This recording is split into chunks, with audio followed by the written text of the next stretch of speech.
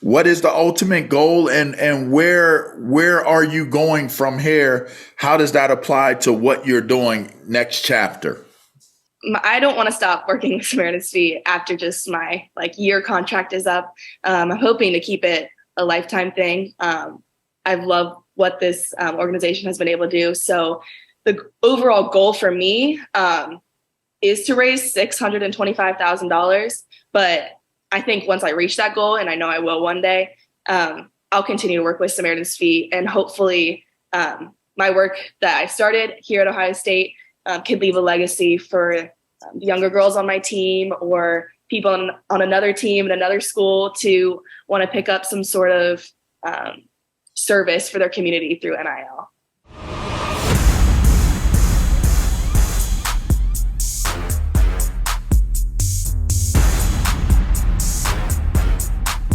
What's up, everybody? It's LaVar Arrington here, and we are bringing you another exciting edition of Conversations with a Legend, presented by Up On Game Presents, sponsored by the wonderful company and group Pace-O-Matic. That's right. Make sure you check out Pace-O-Matic. And speaking of Pace-O-Matic, a great sponsor to our show, we're bringing in, this is something cool. This is something new. We're going young. There are young legends, and you can have conversations with them. And this legend is currently still knocking it down in field hockey at the Ohio State. What was that? Ohio? Was that Ohio State? Oh, okay. The Ohio State Buckeyes. Yeah, the Ohio State University. I'm bringing in my close buddy. This is a good one. All right. Emma Goldean. All right. Now, here's a cool thing about Emma. All right. Emma's just really good. She just really beasts on everybody. Like, she's been the team captain. She's been voted like all Big Ten, all this good stuff. And with that being said, I want to go into the mind of what makes Emma tick, because she helps the community too. And here on Conversations with a Legend, it's always about helping the community. So let's welcome in our guest for this week, Emma Goldean. What's happening? Hi, thank you so much for having me. I'm excited to be here to talk about what I've got rolling. So thanks. I'm pumped up to do this. You are now officially, historically, the youngest athlete to be a legend on Conversations with a Legend. And I'll tell you what, who better for it to be than the leader, Emma herself. Yeah. All right. So let's jump into this. All right. So obviously, if people want to understand, how did this come about? Like, how is Emma and LaVar on Conversations with a Legend? Well, first, I heard so many excellent and amazing things because, well, I'm friends with your father. Yes, that gives away my age a little bit, that I'm cool with your dad. But the cool thing about this is you are super deserving of the attention that you receive. And that's why we wanted to bring you on, because this is super important. With everything that's going on with NIL and all of the different things that are taking place, there are a lot of people that aren't really educated about how the NIL works. They're doing a lot of different things, and it's going in a lot of different directions. But there are a few people that are excelling, that are doing some really impactful things. And you, while doing what you're doing on the field hockey field of competition, you're actually doing it off the field as well. So that will become very, very apparent during this conversation. So tell us a little bit about Emma Goldean. Obviously, you're a phenomenon playing field hockey. Tell us a little bit about your background, what you got going on. Yeah. So I was raised Charlotte, North Carolina, big family of 6. Always grew up on sports, super close with my family. Ended up getting really good at field hockey, and that brought me to Ohio State, where I was lucky enough to start playing for my freshman year. I've had a really good experience.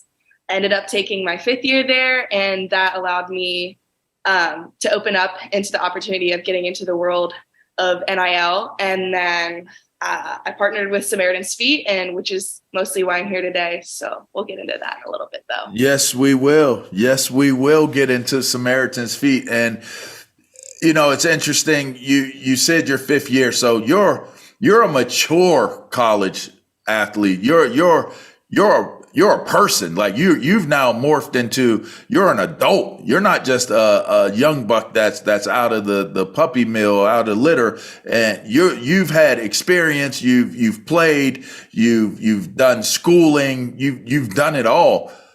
What has that been like? Like the whole maturation process of leaving home, leaving high school, going to a major college and playing successful, not just playing, but getting in and playing successfully. A lot of times it's harder for someone like Emma Goldean to get into school to play field hockey than it is for LaVar Arrington to go to Penn State and play football for Penn State. Talk about that process a little bit. Yeah, so I've always been a pretty independent person. So coming from a small private school in North Carolina into a big, giant public university at Ohio State, I was super lucky because I had that immediate support system with my team and with the resources that they give us here at Ohio State. We just had a lot. We had a lot of people behind us to help support. And so the transition really wasn't that difficult. I think for me, really quickly, I learned how to time manage my schoolwork and playing field hockey because I came right into a season in the fall, taking my first college classes. So I quickly learned how to be able to do my homework, get things done, talk to my professors, communicate with everyone. And it just kind of got better as I became older. I had done it for years and years now. And as my fifth year as a grandma, I now know, I need to know exactly what to do, can give advice to anyone coming in. Been around the block. Awesome. And that is so, the time management that's it. Like that's the one for college, right? Like you go off, you're independent, you have sports, you have class, you have your personal life. Like it's so many things that you have to figure out how to manage and put in its proper place. You get deep into your college career and then here comes NIL. All right. And its name, its image, its likeness, everybody's trying to figure it out. Everybody's involved in it some way, somehow, collectives, eating chicken, I don't know, throwing balls, doing the beanbag deal. A lot of people are just, they out here, you know what I mean, Emma? But you mentioned Samaritan's feet. And having the opportunity to participate in things within NIL, you chose to go down a path of service. Tell me a little bit about how did NIL lead you to being a person of service, or at least that being the organization that you ended up working with, and taking that path down that journey with Samaritan's Feet. And tell us a little bit about Samaritan's Feet. Yeah. So at first, when the NIL stuff started coming out, I kind of just waited. I didn't really reach out to anyone or try to put myself out there with anything. And then a family friend who knows Manny, who is the CEO of Samaritan's Feet, reached out to me and asked if I would be interested in something like this. He knows me super well and knew that this was the kind of thing that I would be up for. So what Samaritan's Feet does is basically just provide shoes to kids in need or people in need who, don't have the proper protection for their feet, and they do it all around the world. They go to South America, Africa, here in the US. And so when I had that friend reach out to me and ask me if this was something I'd be interested in, I knew immediately, yes, I was on board. This would be great because I wanted to find a way to give back after being given so much as an athlete here at Ohio State. We get all this gear, we get all this stuff. So I wanted to make sure that I did something that mattered and did something that counted before I left here. It's amazing. It's amazing to know that someone that is at the young level of adulthood is thinking community first, is thinking service first. That's ultimately a credit to the people that raised you and you grew up around. It's a credit to you and your awareness, and I commend you for that. What have you done? Like I'm, obviously I'm privy to the information, but I like for people to know what has Emma been able to accomplish so far and what she's been contributing to Samaritan's Feet since doing the NIL deal with them? Okay, yeah. So by just mostly reaching out to people and hosting an event to get it going, and just spreading the news, I was able to raise over like $70,000 for Samaritan's Feet so far. The goal is much larger, but I mean, $70,000 is pretty crazy. And I can't thank the community enough for that. But with some of the money that I've raised so far, we've done one shoe distribution already. So me and some volunteers and a couple teammates went to Stiles Elementary School, which is just a local school. It's about 15 minutes away from campus.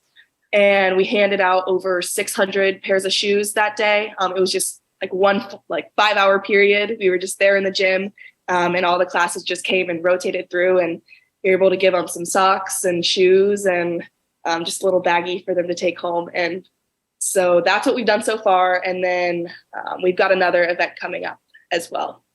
Talk about this event. You have another one coming up.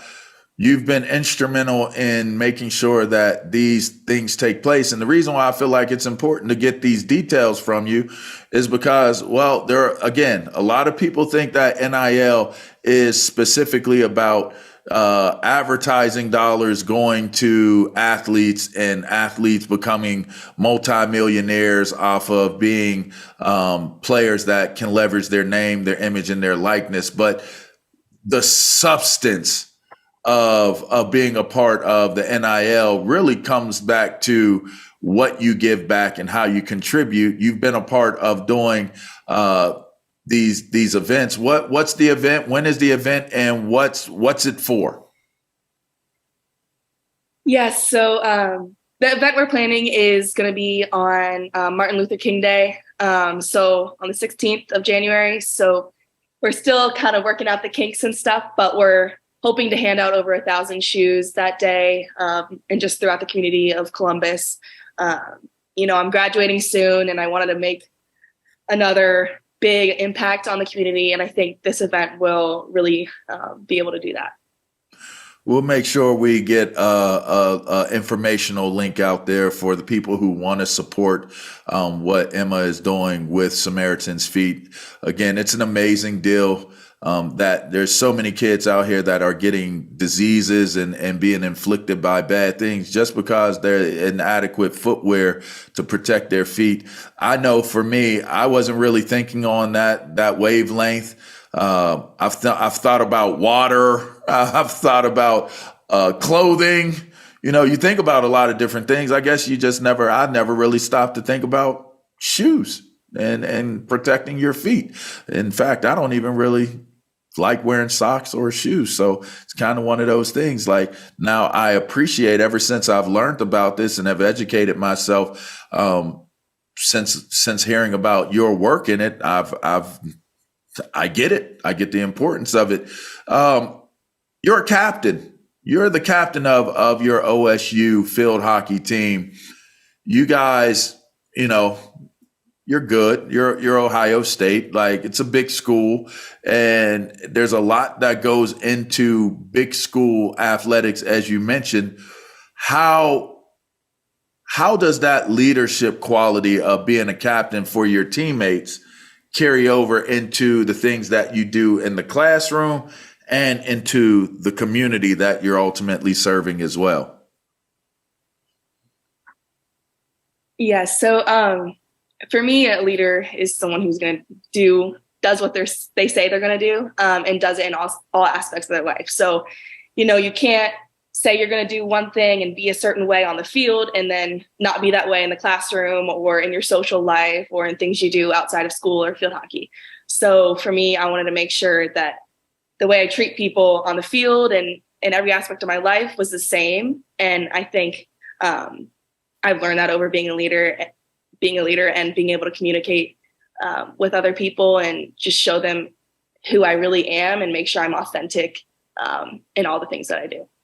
So, and your ultimate goal of what you're doing, this is important for student athletes to hear and understand. Someone who has a strong understanding of their self-identity as they move on and beyond from the college ranks. How is this NIL situation, your work with Samaritan's Feet, what is the ultimate goal, and where are you going from here? How does that apply to what you're doing next chapter? Yeah, so I don't want to stop working with Samaritan's Feet after just my year contract is up. I'm hoping to keep it a lifetime thing. I've loved what this organization has been able to do. So the overall goal for me is to raise $625,000. But I think once I reach that goal, and I know I will one day, I'll continue to work with Samaritan's Feet, and hopefully my work that I started here at Ohio State could leave a legacy for the younger girls on my team or people on another team in another school to want to pick up some sort of service for their community through NIL. So it's more about the community service. This is like your commitment, what you want to do. But if I'm hearing you correctly, it's more about when you encourage others, it's about what they're passionate about. It's what they would want to get into in terms of how it supports their community. Did I hear you right? Absolutely. Yeah. Yeah, I like that. I like that. All right. So, okay. You're very young. All right. Most of our legends are retired from pros, in their 50s, pushing 60, different things like that. You're not even midway through the 20 act yet, but this is relevant. All right. This is relevant. Do you think about what you will be remembered for? Do you think about what legacy that you are trying to build? Now, keep in mind, I do know your father. So this is a very important question for you to answer, the right way. We're both military kids. I'm a military kid. You're a military kid. It's a common bond between us. This is a super, super important question. The legacy of Emma Goldean. How are you approaching that? What is your thought process, your mindset at such a young age?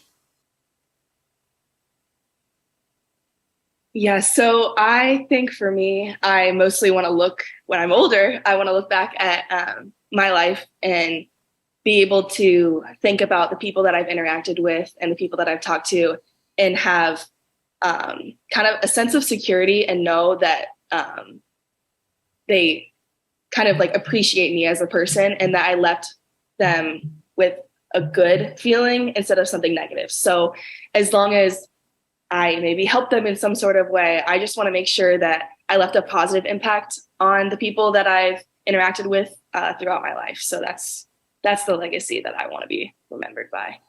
I like it. Last thing I'd ask you is, as I mentioned, the whole military background. How did that play a part in your daily lives? There's so many different stories that resonate from military kids. Some are very, very strict and stringent. Some are very kind of loose and kind of find your way. Where did you exist in the military kid spectrum? I think for me, so my dad, he's obviously he knows, he's very determined, knows what he wants, but he was also a kid at some point, and he knows that he had free reign at some point and he had to make his own decisions. And I think he raised me and my siblings that way as well, where we were independent enough to decide what we wanted to do and what was best for us. And he let us learn from our mistakes, and he didn't, him and my mom both, they didn't kind of punish us for it. They just let us learn from it. And I think that really helped me grow into the person that I am today, because I can find my own path. And I know they'll always be there, but I can do it on my own. This is super dope. You're super dope, Emma. I'm appreciative of you taking the time out. This is an impactful episode for many reasons. But to get it from a Big Ten tournament, all 20 team participant, someone who's done it the right way, a captain of her team. It really is needed and necessary to hear the words that you gave our listeners that will hear this today. So I really appreciate you taking some time out of your busy schedule. I know you got a lot going on, and we really appreciate that. Everyone, this is Emma Goldean, of the, which by the way, what happened against Michigan? What happened? What? You know what? You got to cut them some slack, because when I put it into perspective, I think, okay, let's think about the games that I lost my mental, and I was 18 to 20 years old, and we're just kids, and so I got to cut up some slack. I know it's upsetting, but we'll get them next year. Okay. I'm more of an Ohio supporter than I am a Michigan supporter. I hate Michigan. I tolerate Ohio State. And obviously I'm a fan of you. So yeah, that's better. That's better than hate. You know what I mean? So anyways, good luck to you. Thank you so much. We will certainly make sure we get your social media handle out there and the handle of what it is that you're doing with Samaritan's Feet. As I mentioned, this is Emma Goldean of the Ohio State University of their field hockey team, an extraordinary player for the program, an extraordinary representative of college athletes and college sports. So again, we appreciate you coming on. This has been another exciting episode, in addition of Up On Game presents Conversations with a Legend. That's right. Make sure you check us out. Go check out the podcast wherever it is that you download your podcast. Follow us on the Instagram or the Twitter or even Facebook. That's Up On Game. Up On Game presents. And make sure you check us out. Shots out to Pacematic. Shots out to Brinks TV. Shots out to the Up On Game crew. Until next time, y'all, it's LaVar Arrington. We'll check y'all out. Peace.